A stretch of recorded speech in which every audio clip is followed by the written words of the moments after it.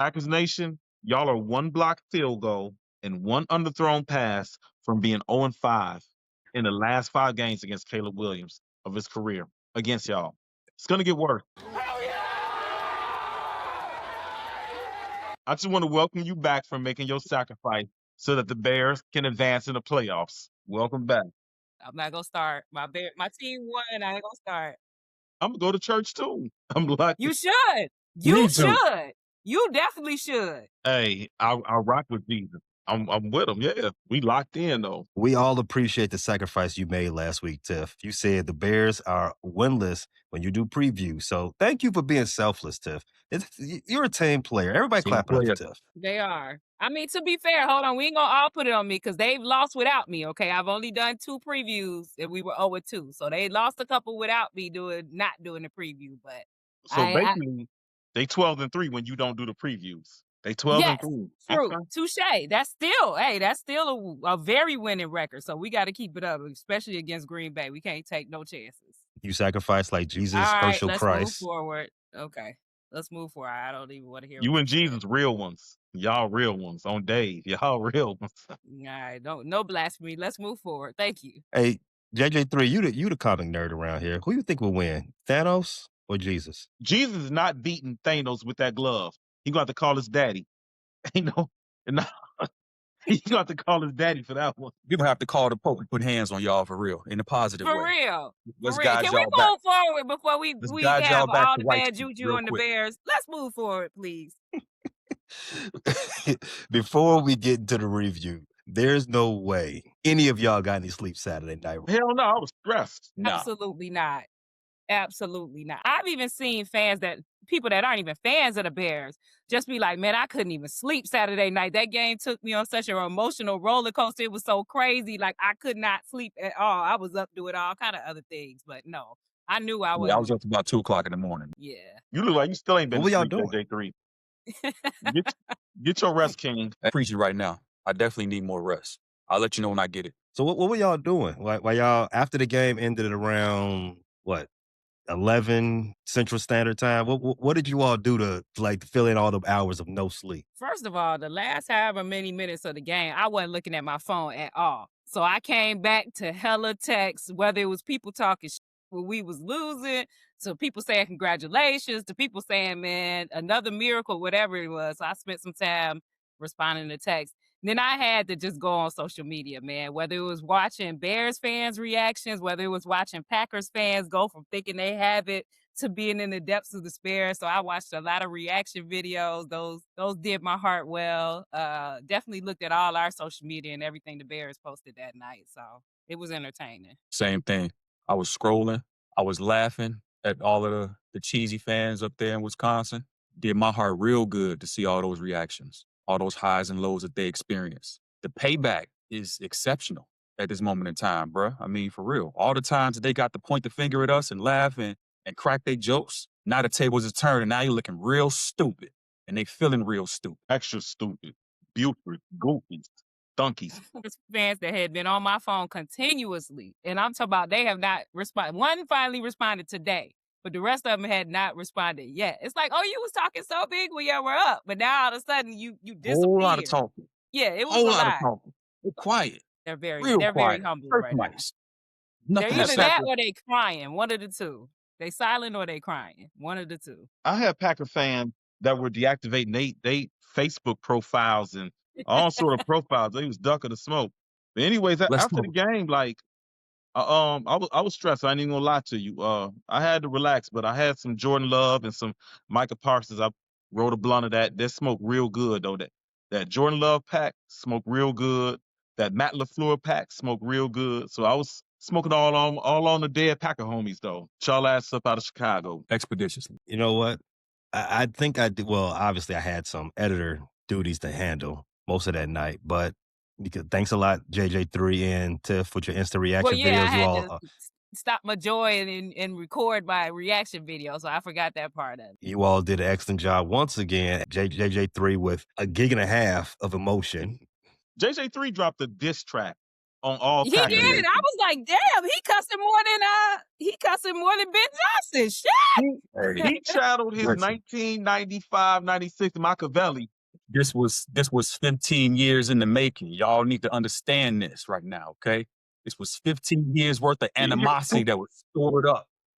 We JJ3 needed this moment. channeled his YN and hit the studio. He hit the studio We and dropped needed the this moment. meanest diss record of 2026.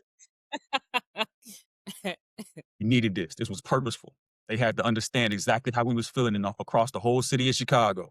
I'm representing everybody right now. After that, though, I think I was just like you, Tiff. I was overstimulated. I could not go to sleep whatsoever. I was scrolling YouTube, scrolling Instagram, scrolling Threads. I'm not even on X, but I jumped on X to see what was on, what people was talking about. I was watching. I don't even watch Sports Center anymore. Did a bump of coke? I was watching it then. You got a whole line in. After you scroll past all the porn on Twitter, you can get to some good stuff. Did you scroll But, past it? Let's be honest. I eventually made my way past it, but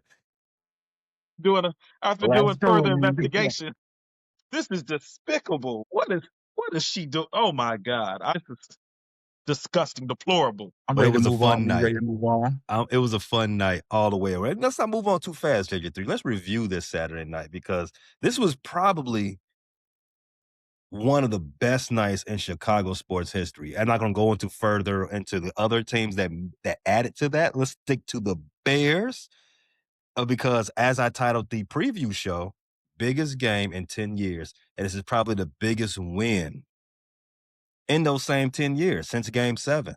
Let's get right into this review. First thing, as we do now, shout out to Q because this is his idea. As we do after a win, 12 of them so far, the only 12 we mess with.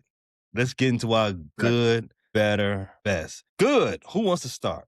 I'll kick it off because I don't want Tiff accusing me of stealing or none of that. My good, and this might be a surprise to you, Austin Booker.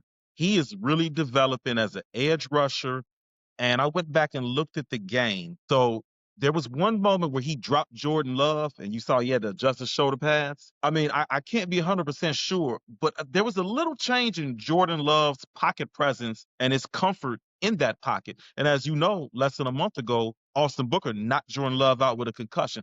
I tend to think that when he hit him, and that was at the end of was that at the beginning of the third quarter when he dropped Jordan Love had that in the back of his head, like, Where's A94 at? Where's 90? He's on my blind side. I know what he did to me a month ago.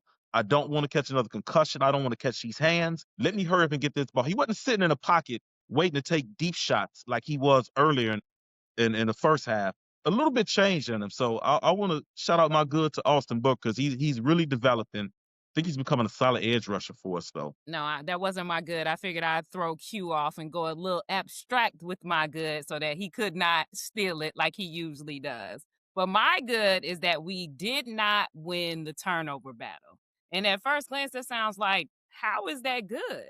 But all season, we've said ourselves and we've heard from the talking heads around the league that our defense just isn't good, right? They're opportunistic. They get these turnovers and these takeaways, but they can't stop a nosebleed. And if they don't get turnovers, they are cooked. There's absolutely no way that we can win. And throughout this game, we had our opportunity. The Packers had 4 fumbles. Several of them were within our grasp. I think it was Robinson or whoever it was that jumped on the ball too enthusiastically and couldn't even recover it out of bad. Javon Dexter, he pissed me off with that. Yeah, I mean, the ball last was time sitting there, nobody around me.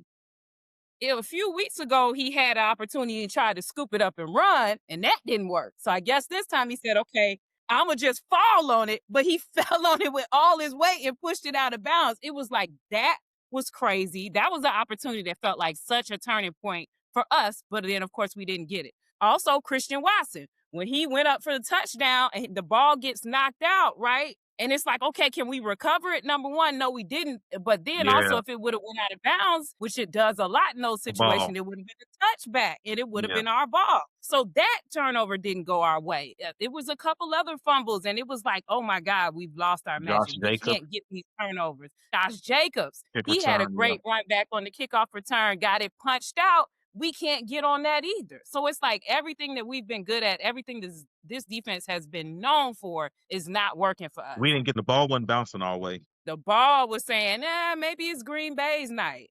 Then Jordan Love, he's known for throwing picks. He's known for turning the ball over. Guess what? He didn't in this game. Caleb, he's known for not turning the ball over, for not throwing a pick. Guess what? He threw 2 and he had a fumble, even though we recovered it. So if you look at the history of the Bears this season, everything that says our defense should be able to stop them, which is getting turnovers and creating momentum off that, we couldn't do it. But what did our defense finally do in the second half we're talking about here? Lock in and actually stop a team without all the turnovers, without all that other stuff. They were actually 3 and out in them boys. We had 4 straight 3 and outs to start the second half. I heard this and I was astonished. We hadn't had a true 3 and out since the Browns game. Now you can include, the pick 6 at the start of San Francisco, but if we don't include that, we hadn't had a true 3 and out since the Browns game. So this defense really stepped up. They allowed 6 points in the second half and only 6 rushing yards in the second half. So got to give some love to our defense. We didn't get the turnovers like we usually do, but they still locked in and came through for us. My good is the handshake at the end of the game. Was that even a handshake? To be honest with you. What it was Ben Johnson not messing with the ops. That's what it was. I like that. Ben Johnson put up at the end of that game and said, "Get out my face, bro. I ain't got time to deal with you right now. About to celebrate with my team who just won, whooped your ass again. You can go ahead and hop on the bus back up there to Wisconsin. I ain't got time to mess with you right now." So Ben Johnson is petty. Extremely petty, and I'm here for it every single time. I saw a replay of the handshake in the first game, and Matt LaFleur kind of gave him a half shake and kind of jogged off. Ben Johnson made sure to give him that same exact energy. And you know what? I loved it too, but I'm really upset that they turning this into a thing, right? Now the media is taking this and running with it and making this whole thing like, oh, he's so disrespectful. But it's like, go back, like you said, look at game 1. Look at the way LaFleur did him the exact same way. So he just matching his energy. But now all of a sudden this week, I'm telling you, Ben Johnson is going to be the enemy this week. I even heard him saying, oh, well, Sean McVay is Matt LaFleur's best friend, and his brother works for the Rams, as if they need more motivation to win a playoff game, as if that was going to be the thing that said, you know what, we weren't going to try to win before, but now that you didn't shake my best friend's hand, now we going to try. I'm like, the media will come up with anything to have a damn story to run with. But they didn't keep that same energy from Matt LaFleur after game 1. They said, oh, that was an icy handshake, but that's just it. But now all of a sudden, Ben Johnson, he's so unprofessional. Man, shut that shit up, man. Here's the thing. When Aaron Rodgers was saying, I effing own you and doing the belt thing, that was all fine and dandy. Now Ben Johnson says, F the Packers, don't want to shake their hand. Now it's bad sportsmanship. No. Fuck Green Bay. And that's the thing. Like when Aaron Rodgers said it, like you said, which is hella disrespectful. I own you? That was all funny. And let's put that on memes. And the media ran with that shit like, oh, that's just great. But now all of a sudden that our coach did anything, now it's a crime. That's what I'm saying. I'm like, man, keep that same energy. Him looking at the crowd and him looking at us and saying, I own you, as a man from as a Caucasian man from his background, that was highly disrespectful. That was highly offensive and insensitive. But Wisconsin is a classless place with classless players and classless fans. It doesn't surprise me that they see nothing wrong with it. Talk about it. You know what?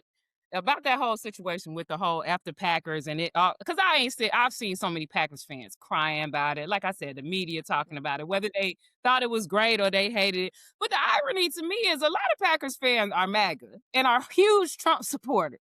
And when he's the president of the United States and talking the most disgusting shit ever. Oh, you love it then, and look at him, he's a manly man. But we talking about a football coach in a locker room with his players, and now it's like, my God, how could he say that? It's like, man, y'all so hypocritical. Y'all so full of shit. Like, please, just take your loss and go home. And another thing, didn't the one-legged Marvel Michael Parsons, back when he had an ACL, and he could stand on his 2 legs, didn't he sit up there and say he hates the Bears and everything about him and he has no...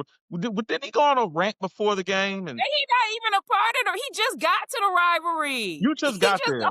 Man, go back to Penn State. You over there coming from a Joe Paterno background, and Sandusky background, and you got a lot of nerve. I don't want to say anything to get us canceled, But I almost told Michael where he could go and You what already sport he have could like enter. 10 times, by the way. You already have like Yeah, 10 I mean, it's a part of your shooting percentage at this point.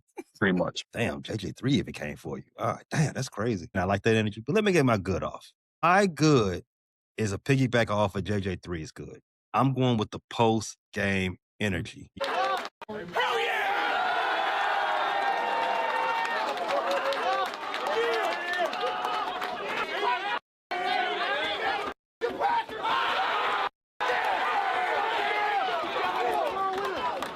Caleb, Ben mentioned that hearing the noise from the Packers leading up to this weekend. Did you notice that? Was that something you took exception to or motivation from? Yeah. They wanted us. That's what I heard. Wanted it, and they got it. Like I said before, there's a rivalry that exists between these two teams, something that I fully recognize and I'm a part of. I don't like that team. I cannot express how good it feels to be a good team again. You know what? Scratch that. I can't express how good it feels to beat that team again repeatedly. You know what? I don't even like that. Scratch that. I can't express how good it feels to have a coach and a quarterback that get it.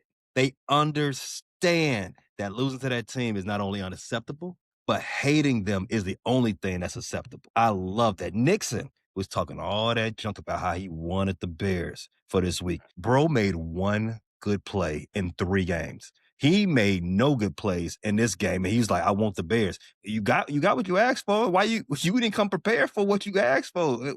That's like asking for a number and never calling her, bro.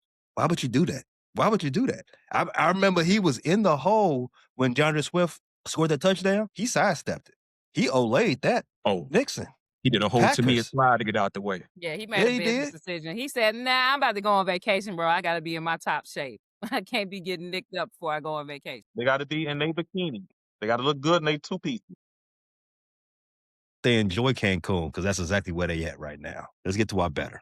Tiff, give me your better from this game. My better actually goes right along with what you were just saying, because my better is how this win and this game made a lot of people eat their words. All season, we've heard a lot of chatter about Caleb not being that good. Why we take him number 1? We should have took this person. We should have took that person.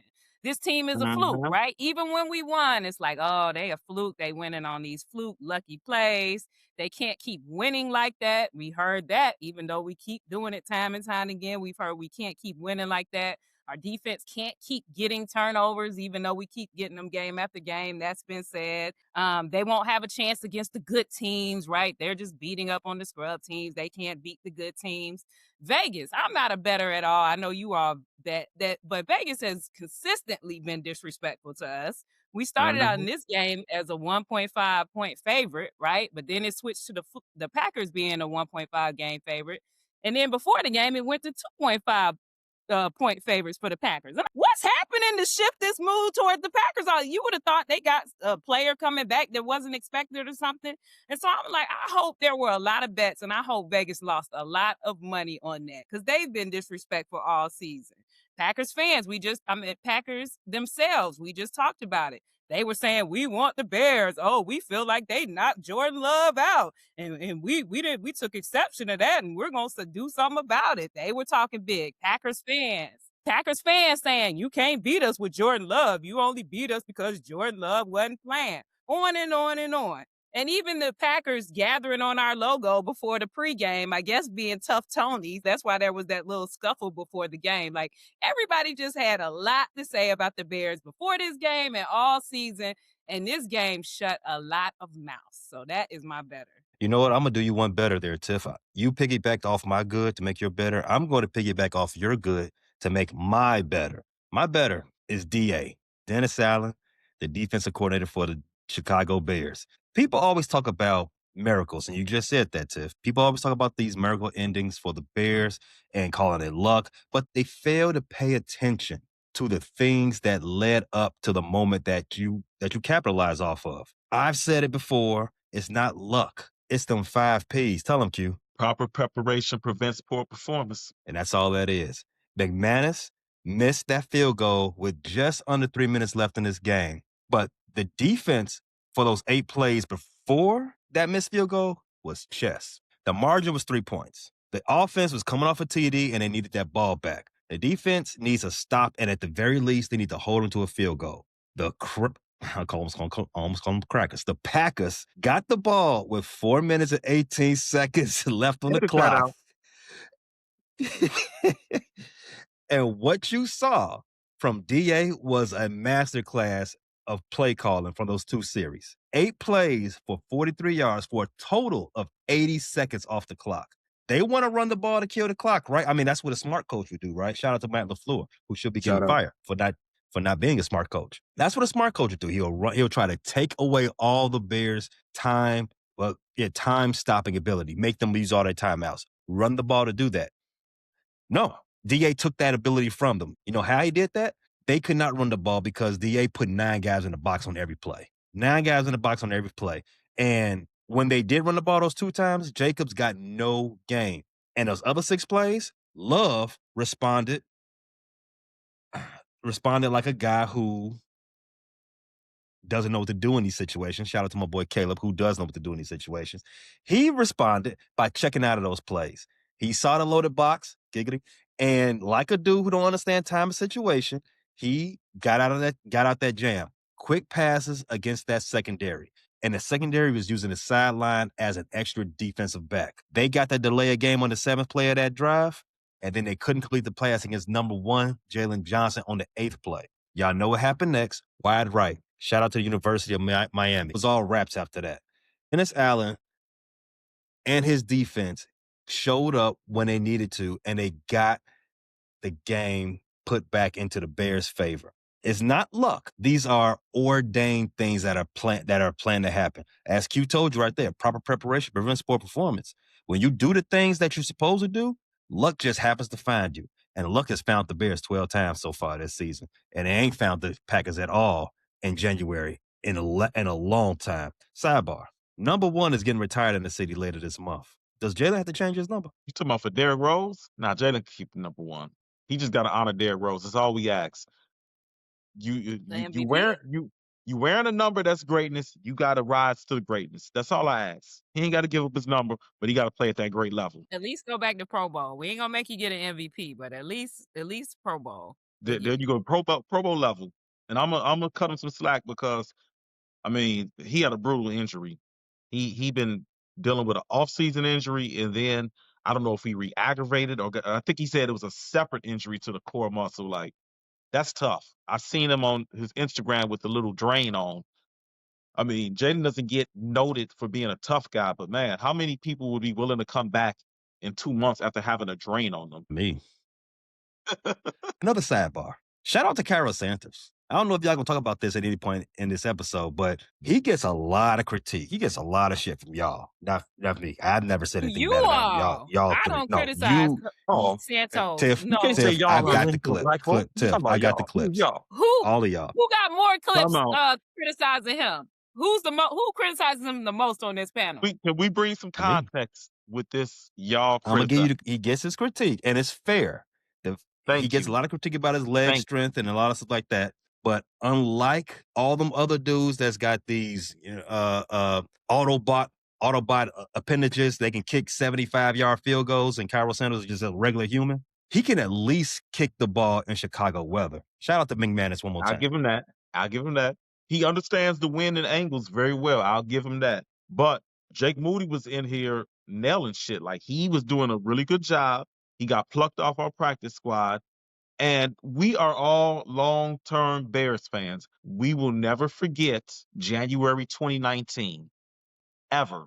The double doink. So we get antsy when a kicker struggles, and with good reason. I mean, that's something that's going to unfortunately plague my mind for the rest of my days, because that defense was so dominant and the NFC was there for the taking. And all we had to do was get past the defending champion Eagles.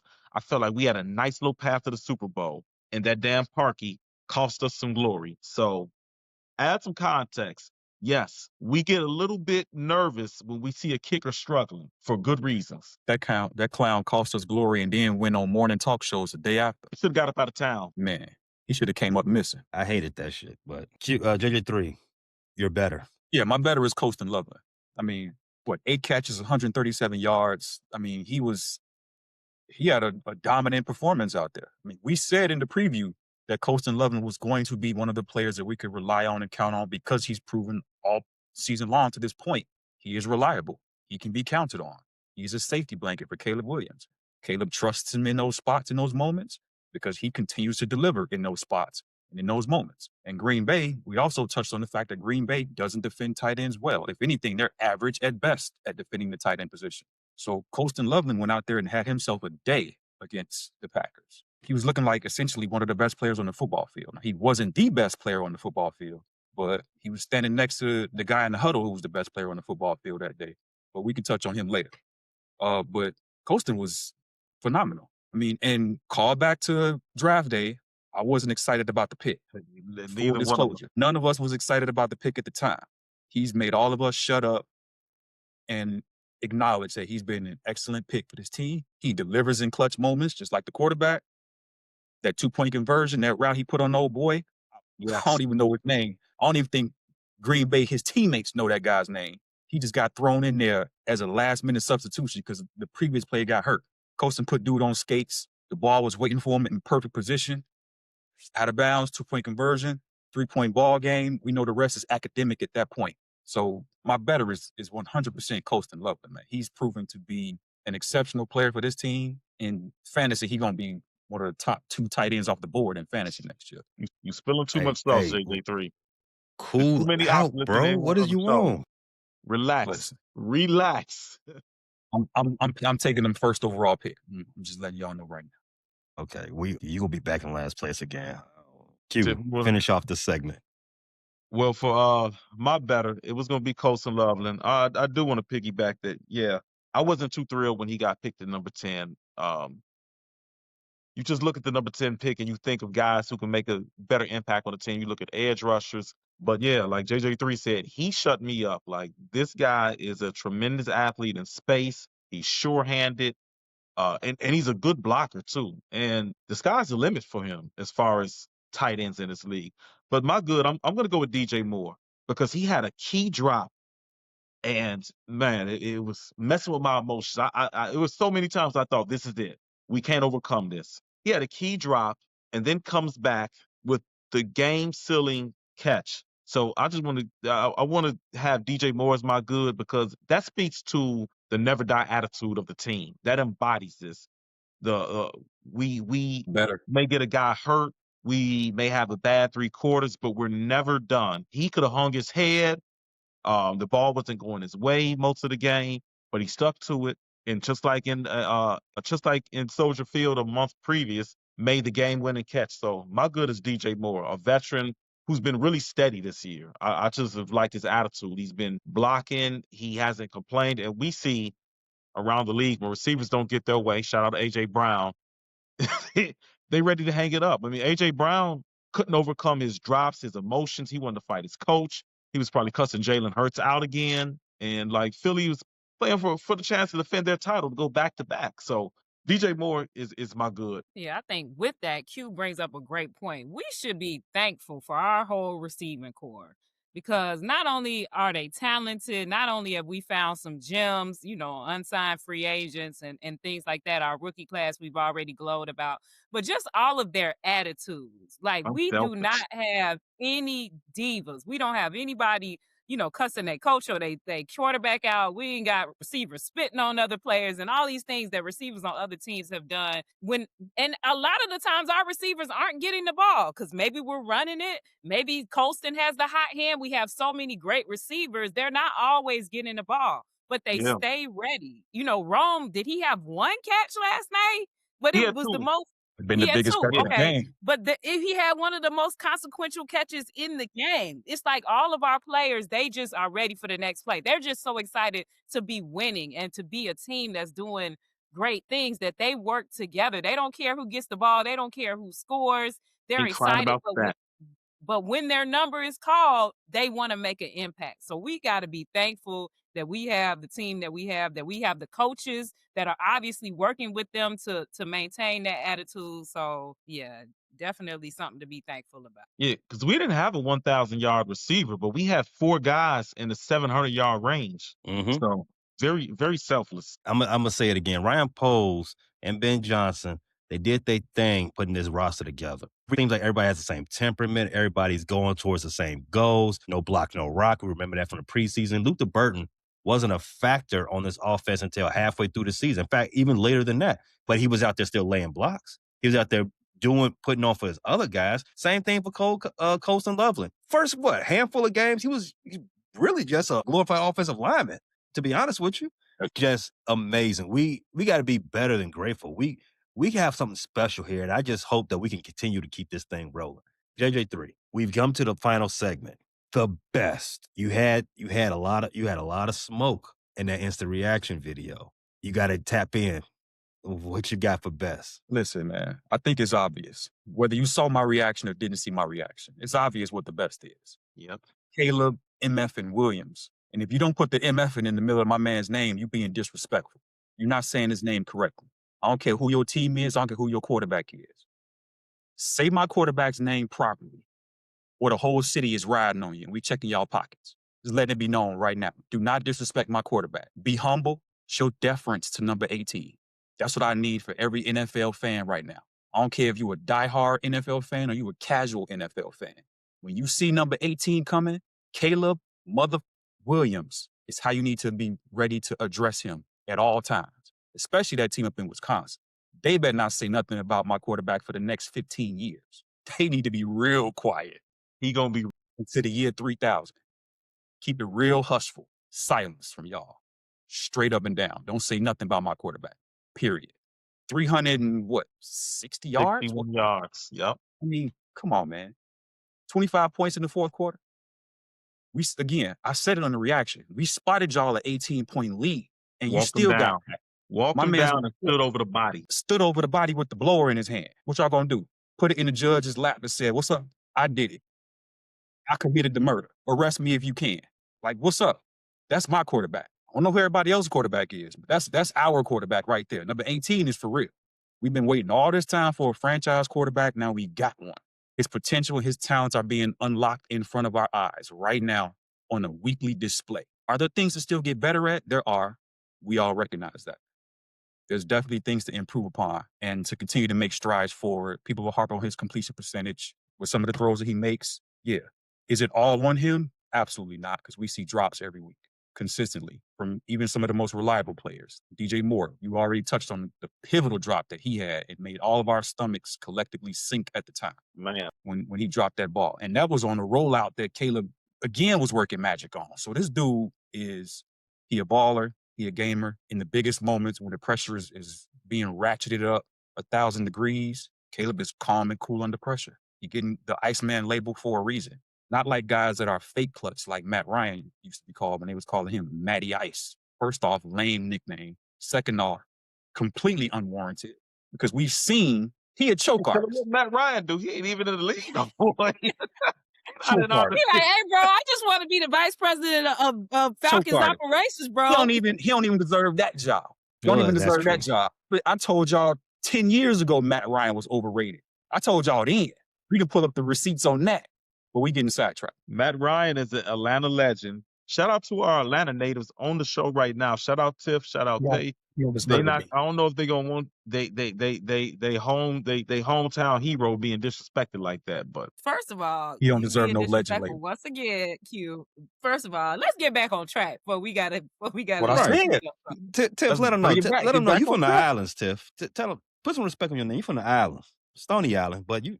Let him know. He already know. He's just trying to be funny right now. Look, man. To wrap it up, Caleb Williams is the best. Period. In discussion. Respect our quarterback. Yeah.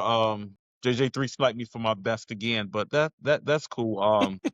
Now you see how it feels, huh? Don't feel good. Do it. Look, listen, that's fine. I can adjust, but to piggyback or elaborate more on what JJ3 said, some quarterbacks put up good stats and they look good doing it, but at the end of the game, they just don't got that dog in them. Jordan Love, great stats the last 2 games against the Bears. Last 3 games, but 7 touchdowns. But You didn't make the plays at the end. Your head hurt. You had a little headache.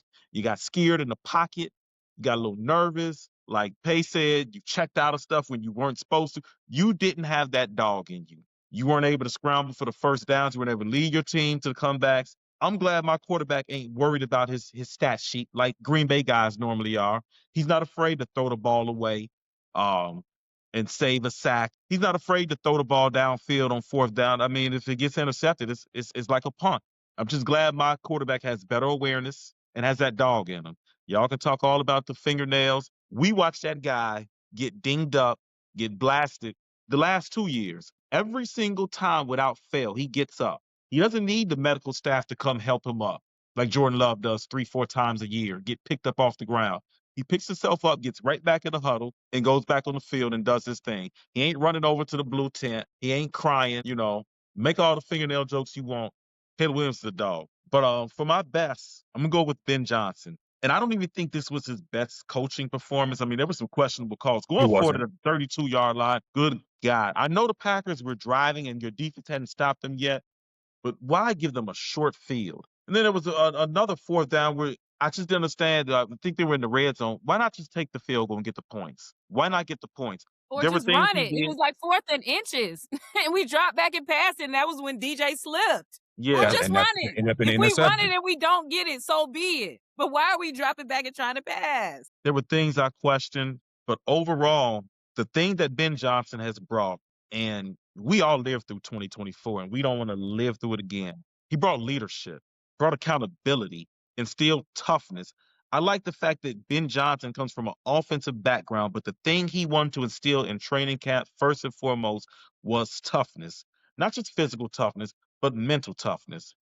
I Facts. think they said in the third quarter there hadn't been a penalty all game by either side. I don't even did the Bears accrue a penalty? Did they get a penalty at all in the game? They It was like did, one penalty.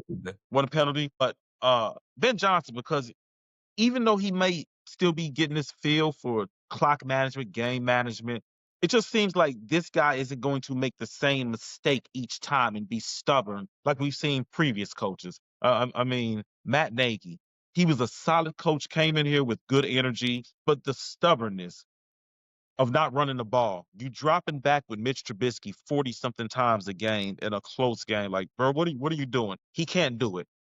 Eberflus with the you ask him a question in the post game, and he does everything but answer the question. He talks about everything else, and then goes back in the next week and makes the same foolish mistakes and just looks confused on the sideline. And I'm just grateful that now when we have a game, I don't feel we're at a disadvantage purely based on coaches. It was just frustrating because every week you line up with the Bears and you're like, that coach is better than our coach, and he's going to outcoach us hands down every single week with Eberflus. Every single week with I can't name a matchup where I felt like Eberflus was the better head coach. Can you all? No, not off the top of my head. Not just Certainly not Eberflus. within the division. Yeah, the staff and the staff Ben Johnson assembled an experienced staff. Dennis Allen comes from well over a decade of being a defensive coordinator for some really good teams.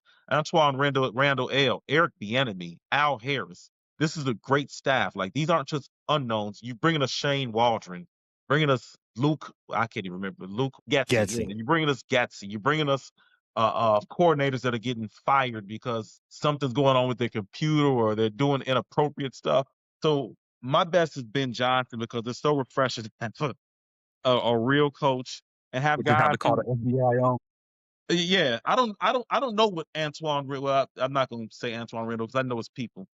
I don't know what Al Harris and the rest of the coaching staff does in their personal life, and that is refreshing. That is refreshing that it's not being brought to the surface and being a distraction. Having a professional staff.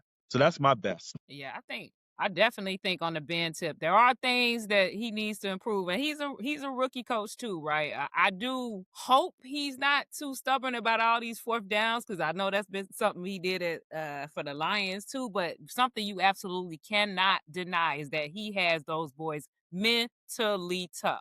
They do not get rattled whatsoever. Like, I did think, this was the most upset I had seen Caleb in a while, but Man, realizing that Ever. maybe people were running the wrong routes and things like that, it wasn't just him throwing a hissy fit. It was him trying to get people on the same page and understand what was going on. But you cannot deny that this team is not mentally tough. You could tell that the Packers, and this is a psychological thing with the teams we go up against. They know how many times the Bears have come back.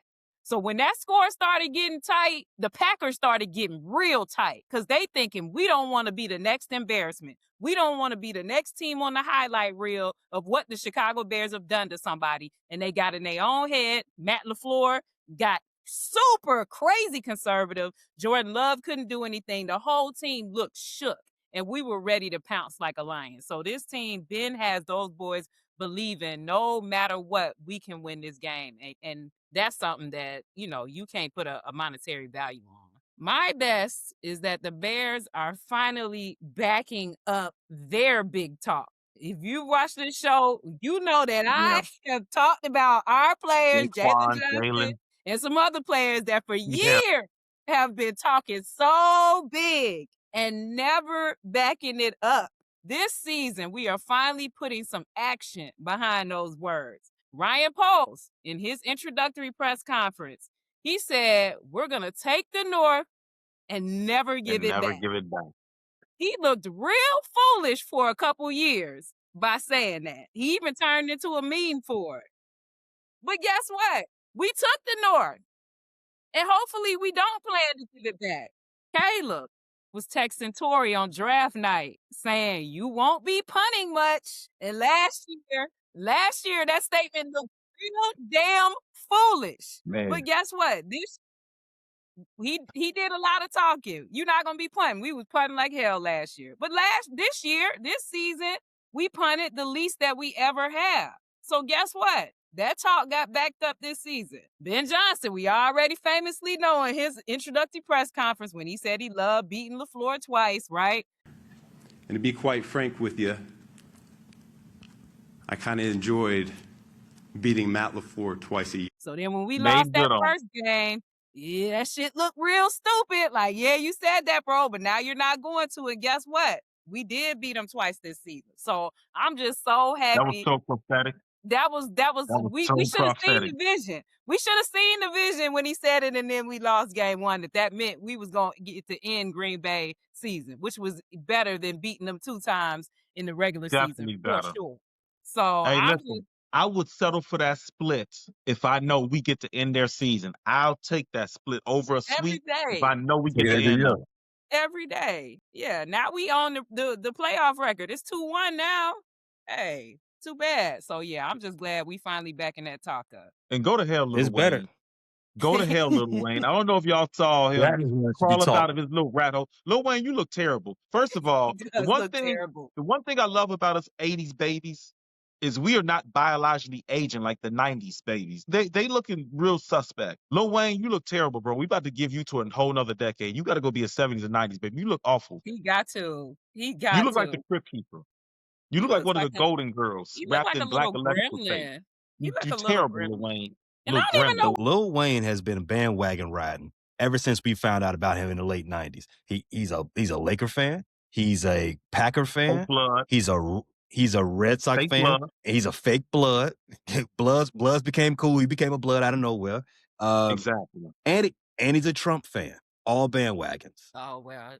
Well, Trump, I think, pardoned him. So he's over there bending the knee and glazing and letting him tickle the back of his tonsils. He's riding a different bandwagon. Exactly. Let me get my best out here, man. Before we go off that deep end again, too. So I saw the eyes get big. We finna do it. We finna do it. Tap out. Here's my best, and this is a bit of a piggyback from JJ3, but he didn't say it, so he left it up for me. My best is 5 minutes and 37 seconds left in the game. 4th and 8, your own 43-yard line.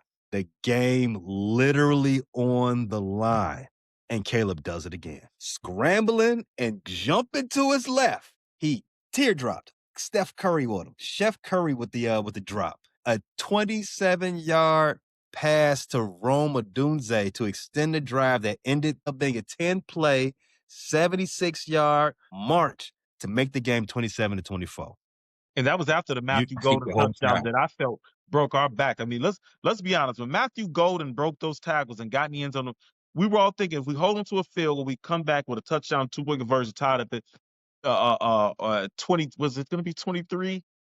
No, because they missed the extra point, right? Mm-hmm. Right. So, how many of y'all thought that was the end when Matthew Golden scored? No, when he missed that second kick, I was like, When he missed the point, I was like, this is oh, this. Yeah, when he That's missed the the point. point, I'm like, we coming back. nah, the favor is in our Yeah. in our I court was like, once again. I love that nickname for Caleb Williams because that's the same nickname from a Marvel Comics character. Because that's exactly how he is right now. You're the comic nerd. I'm gonna come back to you. You remember about 10 years ago, every time Marvel dropped a new movie, you had to redo your top 5. Top 5 list of Marvel movies. That's what it's like with Caleb. Every week, he's hitting another pass, and you have to ask yourself, damn, now was that the best of his career? Yeah. I mean, this is number one. Has to be. Like, because of the circumstances or because of the feat? Everything involved. Mm. It's 4th and 8. We have to convert or the season is over with. We play in Green Bay at the crib. We've come this far to completing the comeback. And this man is rolling out to his left, going against the grain in his body. Feet not even on the ground at the time he let the ball loose, getting chased by pursuit. And the pass is perfect. Shout out to Rome. And I was about to say, and that? not only was he running to the left, Rome was on the right, running to Rome the on the left opposite too. side of So the field. he's leading Rome to the position to throw it. Like the core strength that he had to have, the arm strength, like it's just immaculate. And I've heard so many people say today, if this was Patrick Mahomes that had made this play, it would be splashed everywhere and talked about for 45 minutes every show. And but we keep seeing it play after play. Like it amazes you, but you almost get used to and expect it. But that play was just so improbable with the circumstances. It's just amazing to see. But like, yeah, if this was Patrick Mahomes that had made this, we wouldn't hear Chris Collinsworth will be talking about this pass in 15 years. Mm-hmm. Do you even better? If that was Josh Allen that made that, there would be so much glazing. There would be so much glazing if he had that game that Caleb had and made that throw. Facts. Caleb in Marvel Comics. And bro, just like Bobby Iceman Drake of the X-Men, Caleb is uncanny. Packers Nation, y'all are one blocked field goal and one underthrown pass from being 0-5 in the last 5 games against Caleb Williams of his career against y'all. It's going to get worse. Bear down. Bear down. Good, better, bad. Never let it rest. Never let it rest.